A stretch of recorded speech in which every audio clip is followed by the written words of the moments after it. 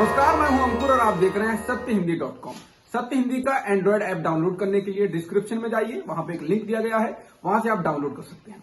अब एक नजर डाल लेते हैं अब तक की खबरों पर। कपड़ों पर जीएसटी बढ़ाए जाने के प्रस्ताव के पुरजोर विरोध के बीच केंद्र सरकार इस मामले में पीछे हट गई है। Goods and services tax council की शुक्रवार को हुई 46वीं बैठक में फैसला लिया गया है कि कपड़ों पर जीएसटी 5% से बढ़ाकर 12% नहीं किया जाएगा। इसे लेकर कई राज्यों में व्यापारी संगठन सड़क पर उतरे थे और गुजरात, पश्चिम बंगाल, दिल्ली, राजस्थान और तमिलनाडु की सरकारों ने भी इसका विरोध किया था।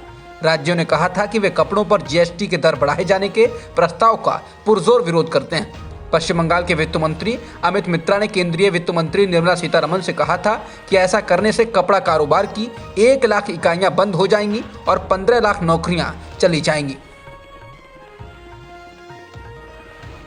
पीयूष जैन के यहाँ छापेमारी के बाद अखिलेश यादव ने कहा था कि उन्होंने गलती से अपने ही कारोबारी के यहाँ छापा मार दिया है।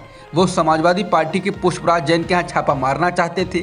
इस बीच अब इत्र कारोबारी और समाजवादी पार्टी के एमएलसी पुष्पराज जैन यानी पंपी जैन के घर और दफ्तरों पर भी आयकर विभाग ने शुक्रवार को छापेमारी की है। इस छापे के बाद सियासी संग्राम और तेज हो सकता है। पुष्पराज वही शख्स हैं जिन्होंने कुछ महीने पहले सपा अध्यक्ष अखिलेश यादव के हाथों समाजवादी परफ्यूम लॉन्च कराया था। पुष्पराज जैन इत्र के बड़े कारोबारी हैं और उनका अच्छा खासा कारोबार है। समाजवादी पार्टी के नेता पुष्पराज जैन पर आयकर विभाग के छापे के बाद सपा प्रमुख अखिलेश यादव ने प्रेस कॉन्फ्रेंस कर बीजेपी पर निशाना साधा।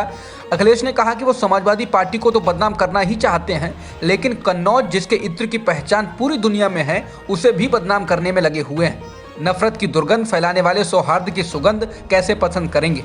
अखिलेश ने कहा कि दिल्ली से जब भी भाजपा नेताओं का लखनऊ में कार्यक्रम होता है तो वो छापेमारी करने वाले अफसर साथ आते हैं। अखिलेश ने कहा कि यहाँ के लोगों ने देखा है कि कन्नौज के साथ किस तरह से व्यवहार हुआ है। कन्नौज के साथ जो पॉलिटिकली व्यवहार हुआ है वो मैंने आज सबके सामने रखा है। समाजवादी पार्टी के प्रमुख अखिलेश यादव ने आरोप लगाया है कि विपक्ष को निशाना बनाने के लिए केंद्रीय एजेंसियों का दुरुपयोग किया जा रहा है। उन्होंने कहा कि वो इस मुद्दे पर चुनाव आयोग और राष्ट्रपति से संपर्क करेंगे। उन्होंने कहा कि दिल्ली के नेताओं को इस बात का एहसास है कि योगी चुनाव हार जाएंगे और इसीलिए छापेमारी और अन्य उपायों से योगी को और अधिक परेशानी में डाला जा रहा है। समाजवादी नेता के यहाँ छापेमारी के बाद केंद्रीय गृह मंत्री अमित शाह ने शुक्रवार को अयोध्या में अखिलेश को निशाने पर लिया। उन्होंने कहा कि समाजवादी इत्र की दुर्गंध आज पूरे प्रदेश में फैल गई है। आज जब इत्र वाले मित्र के काले धन पर रेड हो रही है तो इनके पेट में उबाल हो रहा है। बता दें, इससे पहले जब पीयूष जैन पर छापे मारे गए थे तब भी इस कारोबारी को समाजवादी पार्टी के साथ जोड़ने की कोशिश की गई। हालांकि समाजवादी पार्टी ने जब ये साफ कर दिया कि पीयूष जैन का संबंध सपा से नहीं बीजेपी से है, तो अब सपा नेता और इत्र कारोबारी पुष्पराज जैन और पंपी जैन के यहाँ छापे मारे गए हैं। भारत ने चीन द्वारा अरुणाचल प्रदेश में कुछ जगहों के नाम बदले जाने की कार्रवाई पर सख्त ऐतराज जताया है। भारत ने साफ कहा है कि अरुणाचल प्रदेश भारत का अभिन्न अंग है और रहेगा। चीन ने अरुणाचल प्रदेश में 15 से ज़्यादा जगहों के नाम बदल दिए हैं। चीन दावा करता है कि अरुणाचल प्रदेश दक्षिणी तिब्बत है और वो इस पर अपना हक जमाता रहा है।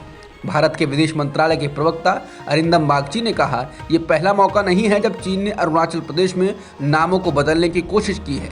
उसने अप्रैल 2017 में भी ऐसा किया था। बागची ने कहा है कि अरुणाचल प्रदेश भारत का है और रहेगा। चीन के नागरिक मंत्रालय ने बुधवार को कहा था कि उसने 15 जगहों के नामों को चीनी, तिब्बतियन और रोमन अक्षरों में लिख दिया है। ग्लोबल टाइम्स ने यह खबर दी थी। चंडीगढ़ नगर निगम के चुनाव में सबसे बड़ी पार्टी बनने वाली आम आदमी पार्टी को इस बात का डर है कि उसके पार्षद टूटकर दूसरे दलों के साथ जा सकते हैं। इसीलिए जीत के बाद केजरीवाल चंडीगढ़ पहुंचे और उन्होंने विजय जुलूस निकाला। इस दौरान उन्होंने पार्टी के नवनिर्वाचित पार्षदों को इस बात की शपथ दिलाई कि वे पार्टी से गद्दारी नहीं करेंगे। बता दें कि चंडीगढ़ नगर निगम के चुनाव में पहली बार उतरी आम आदमी पार्टी को सबसे ज़्यादा 14 सीटें मिली हैं, जबकि पिछली बार 20 सीटें जीतने वाली बीजेपी को 12 सीटें मिली हैं। राज्य में सरकार चला रही कांग्रेस को 8 सीटें मिली। हालांकि कांग्रेस को इन दलों से कुछ ज़्यादा वोट मिले हैं। कर्नाटक में क्रिसमस के 3 दिनों के बाद एक अन्य पिछड़ा परिवार के घर में दक्षिणपंथियों ने घुसकर उनके क्रिसमस मनाने पर सवाल उठाए। इस दौरान घर की महिलाओं ने उनका सामना किया और उनकी कट्टरता का जवाब दिया। इसका एक वीडियो भी वायरल हो रहा है। दरअसल एनडीटीवी की रिपोर्ट के अनुसार मामला तुमकुर का है। यहाँ क्रिसमस के 3 दिनों बाद मंगलवार को एक समूह ओबीसी वर्ग से संबंध रखने वाले परिवार के घर में आ पहुंचा। उन्होंने सवाल किया कि परिवार क्रिसमस क्यों मना रहा है और महिलाओं ने हिंदू महिलाओं की तरह सिंदूर क्यों नहीं लगाया है। रिपोर्ट के अनुसार ये सवाल भी पूछे गए कि परिवार के कुछ सदस्यों ने ईसाई धर्म में परिवर्तन क्यों किया। रिपोर्ट के अनुसार महिलाओं ने भी इसका जमकर जवाब दिया और कहा कि वे किसे पूछते हैं, ये उनका अधिकार है।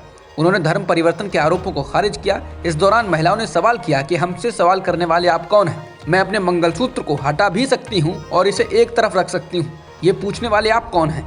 महिलाओं ने इन लोगों को झटकते हुए घर से बाहर जाने को कहा। ये झड़प पुलिस के बुलाने के बाद रुकी। हालांकि इस मामले में कोई शिकायत दर्ज नहीं कराई गई। अमेरिका में सच में कोरोना की सुनामी आ गई है। लगातार दूसरे दिन रिकॉर्ड कोरोना संक्रमण के मामले आए। न्यूयॉर्क टाइम्स के डेटाबेस के अनुसार गुरुवार को एक दिन में 5,80,000 से ज्यादा मामले आए। ये दुनिया भर में किसी देश में एक दिन में आए सबसे ज्यादा संख्या है।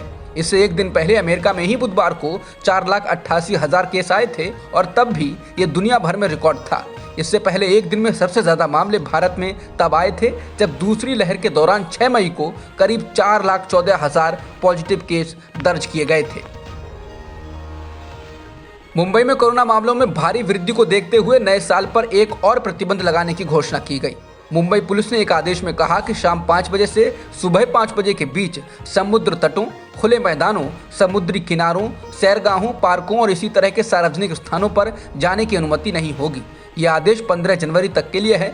इससे पहले जारी आदेश में कहा गया था कि शुक्रवार को दोपहर 1 बजे से लागू होने वाले आदेश के तहत बड़े समारोह पर प्रतिबंध लगा दिया गया है और ये 15 जनवरी तक जारी रहेगा। शिवसेना सांसद संजय राउत ने खुद मास्क न लगाने के लिए प्रधानमंत्री मोदी को ही जिम्मेदार बता दिया। दरअसल वो महाराष्ट्र के नासिक में गुरुवार को एक कार्यक्रम में पहुंचे थे। इसी दौरान कुछ पत्रकारों ने राज्यसभा सदस्य से पूछा कि उन्होंने मास्क क्यों नहीं पहना है, तो उन्होंने दावा किया कि वो प्रधानमंत्री के उदाहरण का अनुसरण कर रहे हैं। संजय राउत ने कहा कि प्रधानमंत्री मोदी लोगों को मास्क पहनने के लिए कहते हैं, लेकिन वो खुद नहीं पहनते हैं।